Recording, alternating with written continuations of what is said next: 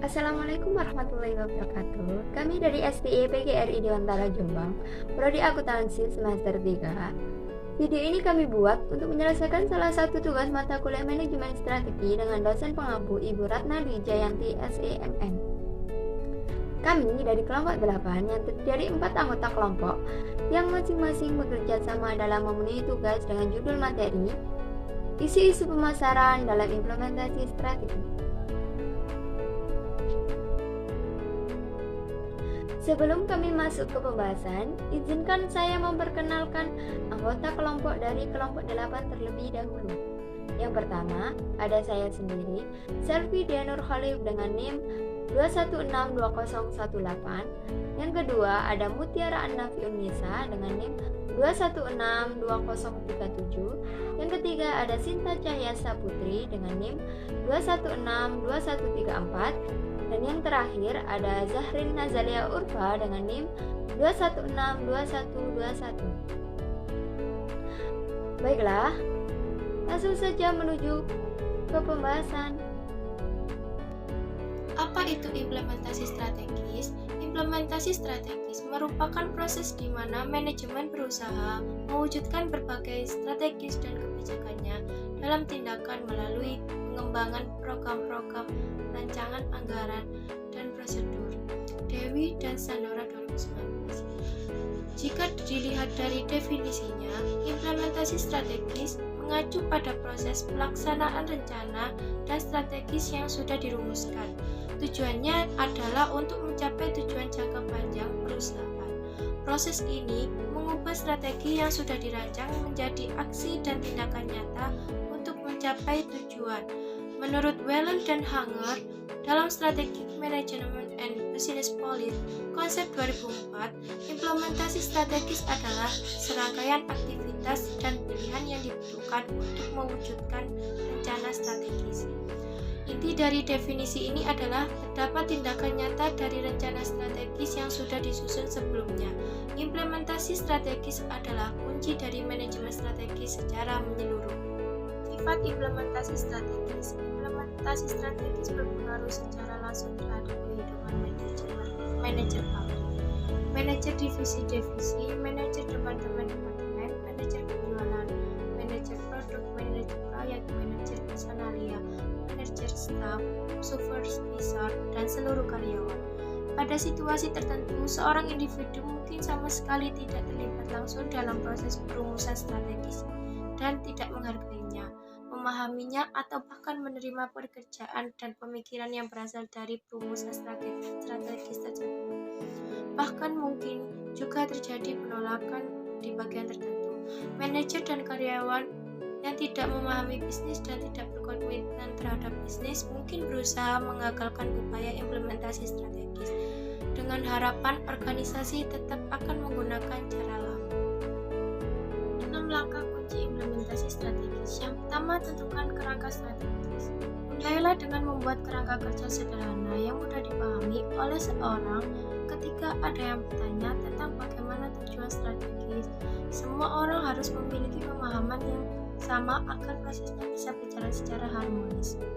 Yang kedua, bangun rencana. Setelah membuat rencana, saatnya untuk mulai membuat rencana strategis yang sesungguhnya. Yang ketiga, tentukan KPI, Key Performance Indicator. Ini merupakan salah satu alat yang sudah lama ada namun masih digunakan sampai saat ini. Dengan KPI akan lebih mudah menilai pencapaian sekaligus fokus pada hasil yang ingin diraih. Yang keempat, tetapkan ritme strategis. Dimulai dengan membuat rapat bulanan untuk memeriksa bagaimana proses implementasi strategi berjalan. Yang kelima, terapkan pelaporan strategis. Setelah melakukan rapat, perlu menemukan cara agar laporan bisa diberikan secara konsisten untuk mengetahui kemajuan proses implementasi strategis yang dilakukan oleh perusahaan. Yang keenam, hubungan kinerja dan strategis. Salah satu cara mudah adalah dengan memberikan reward khusus kepada karyawan yang mampu menunjukkan peran dan kontribusi nyata dalam proses implementasi tersebut. Baiklah, yang selanjutnya adalah permasalahan pemasaran terkini. Ada beberapa contoh keputusan-keputusan pemasaran yang mungkin membutuhkan kebijakan-kebijakan adalah sebagai berikut. Yang pertama ada cara membuat iklan yang lebih interaktif menjadi lebih efektif. Yang kedua, menggunakan penjualan eksklusif atau tanpa iklan TV melawan iklan online. Yang ketiga, untuk membatasi atau tidak saham bisnis yang dilakukan dengan pelanggan tunggal. Yang keempat, menjadi pemimpin harga atau pengikut harga. Dan yang terakhir, untuk menawarkan jaminan lengkap atau terbatas. Selanjutnya adalah prinsip-prinsip baru dari pemasaran. Yang pertama, target market atau penargetan pasar. Mengembangkan para pelanggan potensial dengan jalan mengetahui siapa saja yang berinteraksi dalam proses pembelian, serta peran dan bagaimana tanggung jawab mereka yang sebenarnya. Yang kedua, ada engagement atau interaksi. Engagement atau interaksi adalah tentang bagaimana cara Anda dalam menjangkau orang yang tepat dan pada waktu yang tepat pula. Akan tetapi pada saat ini maknanya lebih dari itu. Prinsip-prinsip baru dari pemasaran. 3. Conversion. Merancang strategi-strategi yang cocok untuk pelanggan yang berkualitas dan sudah terkolaborasi dengan penjualan dalam memberikan arahan-arahan yang lebih tepat. 4. Analysis and reporting. Memahami keuntungan-keuntungan dari investasi pemasaran dan mengukur hal tersebut sebagai kontribusi pemasaran terhadap pendapatan secara keseluruhan akan membantu Anda dalam mengkokohkan peran pemasaran secara gambaran komersial lebih luas lagi, sehingga Anda akan mengetahui tindakan-tindakan mana saja yang sukses dan mana yang tidak sukses. Kelima, ada marketing teknologi. Teknologi otomatisasi pemasaran yang tepat dapat semakin mempermudah navigasi pada setiap langkah siklus konversi, menjaga pemenuhan kebutuhan-kebutuhan, dan mengintegrasikan dari keempat prinsip marketing modern lain sepenuhnya. Segmentasi pasar. Segmentasi pasar dapat didefinisikan sebagai pembagian pasar ke dalam kelompok konsumen tergantung dari kebutuhan dan kebiasaan membelinya. Segmentasi pasar adalah variabel yang penting dalam implementasi strategi karena setidaknya 3 alasan utama. Pertama, strategi-strategi seperti pengembangan pasar, pengembangan produk, penetrasi pasar, dan diversifikasi diperlukan membutuhkan peningkatan penjualan melalui adanya pasar dan produk baru. 2. Segmentasi pasar memungkinkan perusahaan untuk beroperasi dengan sumber daya terbatas karena produksi massal, distribusi massal, dan iklan massal tidak diperlukan. Dan ketiga, ada keputusan segmentasi pasar secara langsung mempengaruhi variabel baruan dari pemasaran. Selanjutnya, segmentasi berbasis retensi. Untuk membantu penyebaran sumber daya pemasaran agar lebih efektif dan efisien, perusahaan biasanya menandai masing-masing pelanggan aktif mereka dengan 3 nilai. Tanda pertama, apakah pelanggan ini beresiko tinggi dalam membatalkan layanan perusahaan? Tanda kedua, apakah pelanggan ini berharga untuk dipertahankan? Tanda ketiga, taktik retensi apa yang sebaiknya digunakan untuk mempertahankan pelanggan ini? Apakah internet membuat segmentasi pasar lebih mudah? Benar.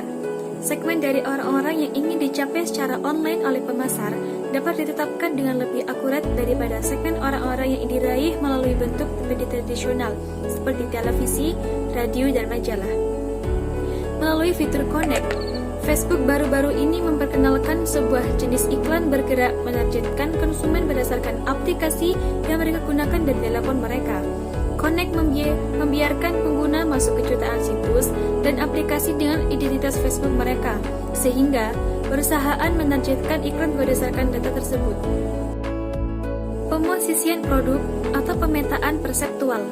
Langkah-langkah berikut ini dibutuhkan dalam pemosisian produk atau terkadang disebut pemetaan perseptual. Yang pertama, memilih kriteria kunci yang secara efektif membedakan produk atau layanan dalam industri. Yang kedua, gambarkan diagram peta pemetaan produk dua dimensi dengan kriteria spesifik di setiap sebuahnya. Yang ketiga, tetapkan produk atau jasa pesaing sebagai resultan matriks 4 kuadran. 4. Identifikasi area dalam peta pemosisian di mana produk atau layanan perusahaan harus paling kompetitif di pasar yang ada. Carilah daerah kosong atau ceruk. Yang kelima, mengembangkan rencana pemasaran untuk menentukan posisi produk atau jasa perusahaan secara tepat. Aturan untuk menggunakan pemosisian produk sebagai sebuah alat implementasi strategi sebagai berikut. Yang pertama, mencari lubang atau ceruk kosong. Peluang strategi terbaik mungkin saja sebuah segmen yang belum terlayani. Yang kedua, tidak melayani dua segmen dengan strategi yang sama. Biasanya, sebuah strategi yang sukses dengan satu segmen yang tak dapat secara langsung dipindahkan ke segmen lain. Ketiga, tidak memposisikan diri Anda sendiri di tengah peta. Tengah biasanya menunjukkan strategi yang digunakan tidak dijalankan dengan jelas untuk membedakan karakteristik yang ada. Aturan ini bervariasi sesuai jumlah pesaing. Sebagai contoh, ketika di sana ada dua pesaing seperti dalam pemilihan presidensial Amerika Serikat, tengah menjadi posisi strategis yang disukai. Itulah tadi materi yang dapat kami sampaikan. Kesimpulan pada materi kali ini adalah implementasi strategi yang sukses bergantung pada kerjasama seluruh fungsional dan manajer divisional dalam organisasi. Departemen pemasaran umumnya bertugas mengimplementasikan strategi-strategi yang membutuhkan peningkatan signifikan dalam penerimaan penjualan di wilayah baru dan dengan produk baru atau produk yang telah ditingkatkan. Setelah pemasar menetapkan segmentasi, sehingga perusahaan dapat membidik kelompok konsumen tertentu. Langkah selanjutnya adalah menemukan ekspektasi dan keinginan konsumen. Pemasaran lebih mengenal membangun hubungan dua arah dengan pelanggan daripada hanya menyampaikan informasi saja kepada pelanggan mengenai suatu produk ataupun layanan. Baiklah, itulah tadi materi yang dapat kami sampaikan.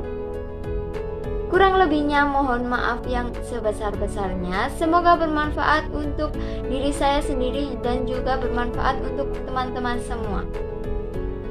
Terima kasih. Wassalamualaikum warahmatullahi wabarakatuh.